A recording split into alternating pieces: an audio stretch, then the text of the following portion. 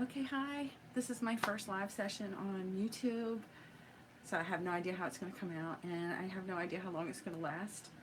I don't even know if anybody's going to look at it. I don't even know how to set up the chat. I think I can do the chat. I don't know if I can or not.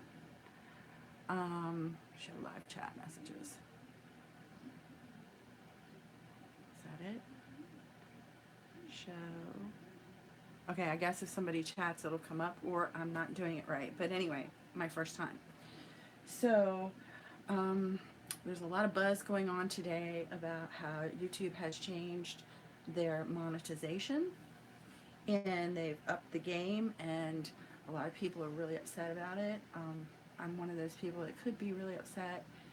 On my channel, Miss Jenny's Cleaning, it was actually Christmas Eve. Hey, Pablo! Thanks for coming. I'm glad you came in because I was thinking about you actually, and I might mention something. But anyway, Christmas Eve, I got my 10,000 views, and I was waiting for my review, and then there was a message that said they'll review it at the end of January. And here we are today. We find out that they have definitely upped the standard, and now you have to have 4,000 hours and 1,000 subscribers, which I'm not there, of course. Um, but that, to me, even though that's disappointing, I really would have liked to have had a new status. Um, I don't think it's a reason to give up. Um, YouTube is not my entire life. It's a tool that I use to market my cleaning business. And I did a little math. So for 4,000 hours, it comes out to 240,000 minutes. So breaking that down, it comes out to about 10 hours a day that people need to be watching your videos, which sounds like a lot. But I look at my YouTube analytics all the time, and I can tell you that I've had a spike in my views in the last 3 months, and right now people are averaging about 150 minutes a day. It's about 300 for every 48 hours. So, and that even includes, I didn't work through the entire month of December. I didn't make videos because my face was a mess. And actually tonight, there's going to, or this afternoon I think it is, there's going to be another video upload of what the airbags did to me. So you get to see how lovely that was. But through December, even though I wasn't actively working either on YouTube or at my business, I was still watching YouTube videos and making comments on people's videos, and just that's really mostly what I did. I just watched videos and made comments, and I actually had an increase in my subscribers just by purely interacting. Excuse me one second. I'm sorry about that. And then today, I watched a couple live streams. I watched one with Nick Nimmons. That was the first one I watched when I learned about this. And then Video Influencers was another live stream that I watched. And there was a lot of good information. Those are two people or two channels that I would suggest that you subscribe to for information on how to grow your channel, how to brand your channel, how to grow on YouTube, ways to, they have so much information. The other two that I watch a lot is Roberta Blake and Tim Schmoyer. He might be on Video Influencers, but these are people that, and I've learned this, I haven't even been actively posting videos, like seriously. I started in April, so it hasn't even been a full year yet. But learning from these types of channels, um, you're the best, Pablo, I swear. Um, Watching these channels has given me, I've learned things. I've learned about the SEOs. That was like a foreign language to me until I learned how to put the right tags on my videos, and that has made a huge impact. So look up those types of videos, and then follow the recommendations that they give you, and also the YouTube Creator Studio, I think it is. And how are we going to come up with all those YouTube ideas? Well, okay, so you asked me, and that's exactly why I was thinking about you earlier today, Pablo. You asked me on one of my videos when you made a comment, what are some ideas? And I just, whatever came to my mind as I was typing my response, I mean, that was just a short list, but you can actually do a search in the YouTube search, um, YouTube video ideas, and that's sometimes I get my ideas from them, like the dollar store haul. I never would have thought to do a video on what I bought. Like it just strikes me as so odd that people want to see what you bought. And another one that I did that I was kind of surprised at the response that I got was washing dishes by hands in the chat time with Jenny. I just put the camera up in my kitchen and started washing dishes and started talking about how it's important. And people watch it. And that was a long video. Um, so, well, long for me anyway. It was 20 minutes. That's probably my longest video. But, people are, you never know what people want to see. But the thing is, getting back to my train of thought, so there's a couple things that I was thinking from this that we need to do as what they're calling creators. Don't let this discourage you. I was thinking back like early in my work life when I was 17 years old when I got my hairdressing license. And I had no clientele. I was very lucky though because I worked in an upscale salon in Rockville, Maryland. That's where I grew up. And they took me under their wing and helped me a lot, and I learned a lot there beyond what I learned in beauty school. But the minute when you're a professional, the minute you come out of college or your trade school or whatever it is that you need to do to get where you are to begin your career, you don't have a clientele. And that's what our subscribers are. They're our clientele. So, when you're starting out, you do things. You give out business cards, or, if you're selling something like Avon was a big deal when I was a kid growing up, and the Avon lady, ding dong, Avon's calling. That was the catchphrase for the television advertising, and the Avon ladies used to go door to door. And there was the Fuller Brush man, and all kinds of people were knocking on your door all the time trying to sell things to you. Well, in our society today, we don't want people knocking on our doors trying to sell us things. It's annoying for one thing, but the other thing is we get suspicious, and then you start looking on Facebook and Nextdoor, and you start seeing these posts that, watch out, there's some scary lady going around knocking on doors. But basically what I took away from these super chats or live chats when I was listening to these live streams this morning was, first of all, I'm not in the same boat. There's a lot of other people who want subscribers and people watching their videos. And second of all, I can go ring their bell. So I went to their channel, I watched a video, and I subscribed. And then, because I left a message, which is like leaving a business card, a lot of those people are now starting to respond to me and subscribing back. And that's how we help each other. And I'm going to be honest, I subscribed to channels that I thought I would be interested in, or people who had channels that would somehow relate to what I'm interested in or my channel's about. So,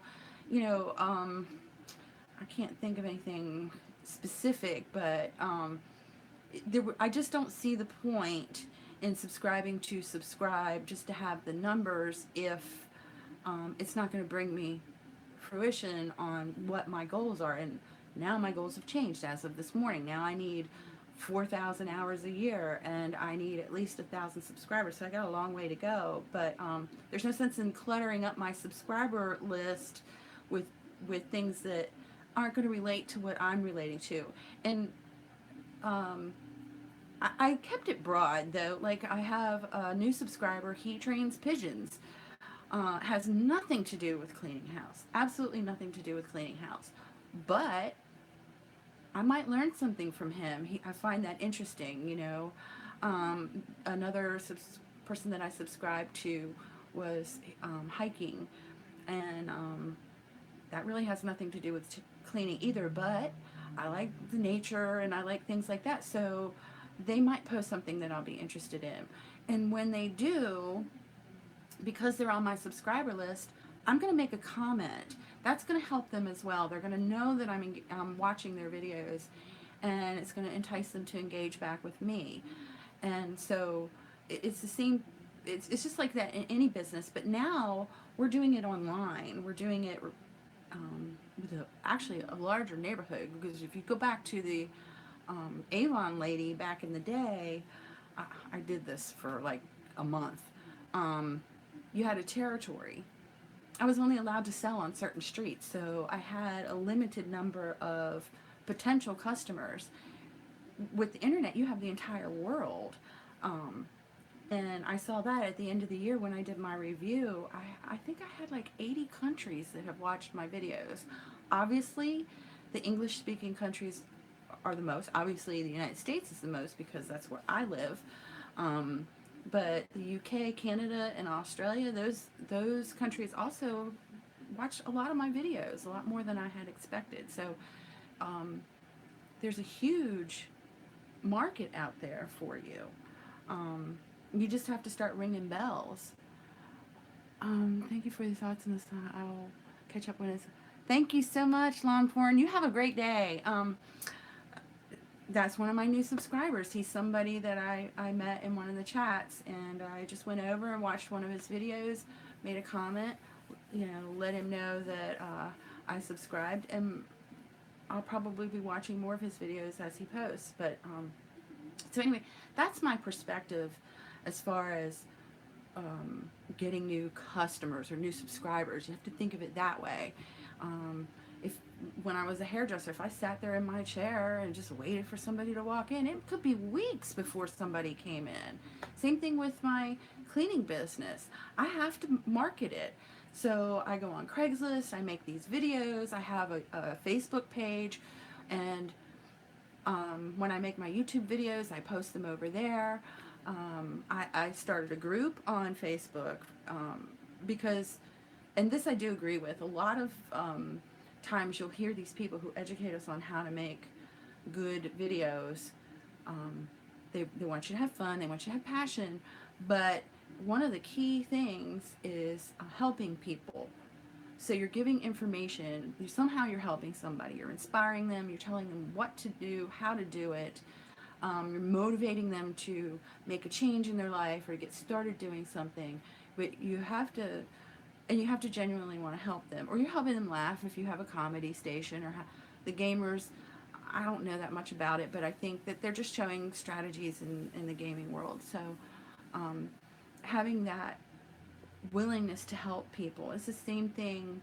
I've always been in service industry, so helping people look better, helping people, well, other things that I've done. I've worked in the healthcare industry for a while, administratively, so helping them get their claims paid, making appointments, whatever was applicable to that job at the time. But you got to help people, and people know it when you're being fake. They know it. They know that you're just doing your job. It's just a paycheck, and that brings me to the other thought that I had about this is that I heard a lot that you know do it to have fun, do it for a hobby. Okay, sure. I like doing hair when I did hair. I liked helping people when I was working in customer service. I like helping people now. Um, but if I went and cleaned somebody's house and they didn't pay me, I probably wouldn't come back. So there's only a nugget of truth to that. There is some truth, yes, but we want to get paid. But being a business owner and working through commission sales as a hairdresser, if I sat in my chair and just thought somebody was going to walk in, or if I sit here in my bed, which I do on my day off, this is my office, believe it or not, and that's why you're seeing these in these videos, is because the weather is horrible outside, and this is the only quiet place that I have to do this. But how professional is that? You get to see my bed, right? But I'm doing it. I'm letting people know what I think. or what my expertise is, or I'm responding to questions that people have asked me.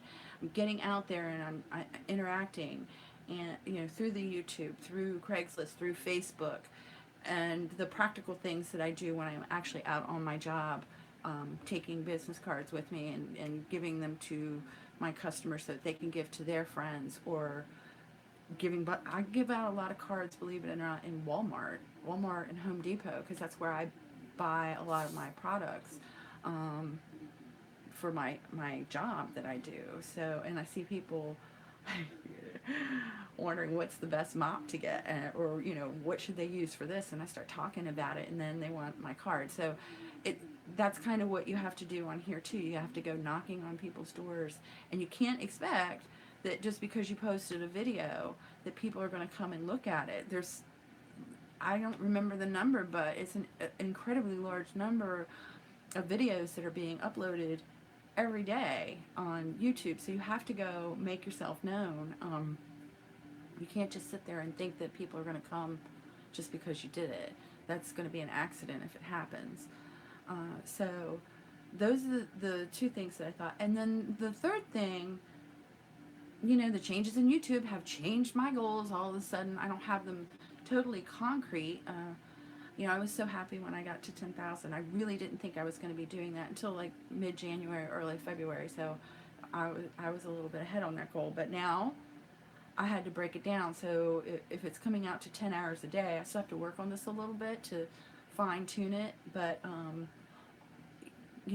what kind of goals do I need to set more specifically to meet these requirements now for YouTube if I want to be monetized, and what kind of time frame, because I was kind of hoping like by April that I would be monetized. I don't think that's going to happen.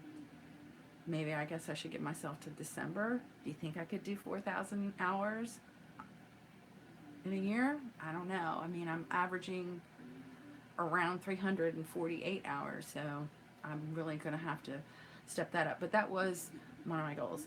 I had a goal for 52 videos this year, and I have some sessions that I want to do. I don't know if hopefully I'll make 52 videos. That was going to be a video a week. I might rethink that, because the more you post, the more people are going to come back. So maybe I'll do 104. I don't know. I don't know. I have to think about that. And then I also, my next goal, I think I'm going to keep this, but I would be a lot closer today than I was yesterday just because of this news. I wanted to have 100 subscribers by April, because that would be a full year for me. And if I follow this strategy that I'm talking about right now, I should be there, particularly now that they've changed that requirement with YouTube. It's kind of stirred things up, so people are motivated. So I think I have 63 as of the last time I checked. That's today on my YouTube studio. A Facebook page on now. I have a lawn care product line. It's great, and maybe passion made it happen. Yes, you have to be passionate. You have to love whatever it is that you're doing. If you're, like I was saying earlier, people know. People can tell if you're just, like when you go into, one of the great things here about Georgia that I love, and I didn't really feel it back where I came from, and I lived outside of Baltimore, but every time you go in a store, they're like, welcome to CVS, welcome to Dollar Tree. They greet you, and the people are happy to see you. If you did that back where I came from, they'd think you were psycho. But people can tell if you really care or not. They know, and that's what you have to, that's why I'm doing this, because I care. I'm not going to get anything out of it, other than response, from the people who are making comments and people watching it. But really, anything tangible, I'm not going to get it. I mean, obviously your comments help, but that's not entirely true. I take that back, because my brain is going right now as I'm talking. So I am thinking about things that I need to straighten out, and get back on track, or redirect my track for this year.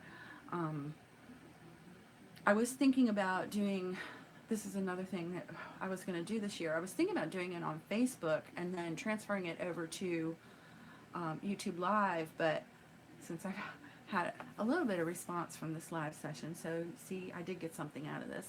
I might do two, but I was thinking about on Facebook, on my group, I Love a Clean House, without the exclamation point, doing a monthly show where I talk about different topics and people can ask questions. But maybe I should do that on YouTube too. I don't know. If you have thoughts on that, I'd love to hear it. And you know, it's I don't know. I'm processing that. That's just something today that came into my head. Like maybe I should do double. But anyway, I did set up goals for myself for this year, and I have a list. Pablo, if you're still on, I have a list of video ideas that a lot of them I got off of other YouTube videos, and a lot of them came from questions, and I still owe people videos, you know, from people who have asked me to do things. I might do a video, and I don't know if you guys are getting tired of hearing about the car accident, but somebody asked me to do a video on my vacuum cleaners, and I use Sharks, but I have 2 Shark vacuum cleaners, and both of them are looking really sorry and sad right now. One of them was damaged in the accident, and the other one is just old and literally held together with duct tape. But she's helping me get my job done, so until I get a new vacuum cleaner or I get the other one repaired, she's keeping me afloat. So but those are my thoughts. I really didn't have a planned agenda. Mention that you're going to do it on Facebook. Remind them an hour and 15 minutes. An hour and 15 minutes. How did you come up with that number? I was thinking like a week. Oh, like just a hint reminder? Like maybe that's what you meant. That's a good idea. That's a really good idea. Thank you. And now you distracted me and I forgot what I was going to say. Oh, I don't know. I was talking about my vacuum cleaners. Anyway, I did set goals, and I'm going to change them to adjust to what I want to do from now. Just remember that you have to give yourself time, but you have to be disciplined too. You have to remember that Rome wasn't built in a day, and neither is a YouTube channel unless you're like CBS or some other big national brand that people already know about. But and cross-sell. So like we were talking about Facebook and going back and forth with those, and there's other venues that you can use to promote your YouTube videos, and vice versa. Like I was talking about my Facebook group and so on and so forth. Alright, and then post 5 minutes. Okay, got it. Thank you. Now I get it. Okay. That's something I'm gonna have to practice, because like this is my first. So you guys are awesome. Thank you so much for coming in and helping me out, because I feel like a dork right now, and I had no script. So I don't know if I have anything else to say. Maybe I'll post a video on how I come up with my ideas and things like that. But basically, I guess my main point is getting out there and just connecting with other people. That's going to be how you're going to build it up. That's how you're going to build it up, and that's how people are going to start watching. It's just like any other business. You got to go out and ring those bells, and give out your card. Thank you so much for coming in and watching my video. I appreciate that, and good luck to everybody. Any of my new subscribers, thank you so much. And Pablo, I really honestly was thinking about you right before I did this, because I was like, I wonder, and I haven't seen anything new, so you need to do something. I want to see something new from you, okay? All right, you guys, stay warm. If you're someplace where it's cold, like unusually cold, we got an inch of snow last night. I don't get it. It's not supposed to be cold like that here. 4 shows. Second show, I got 17. Good job. Good job. I'm glad. All right. Have a great day, you guys. Bye-bye.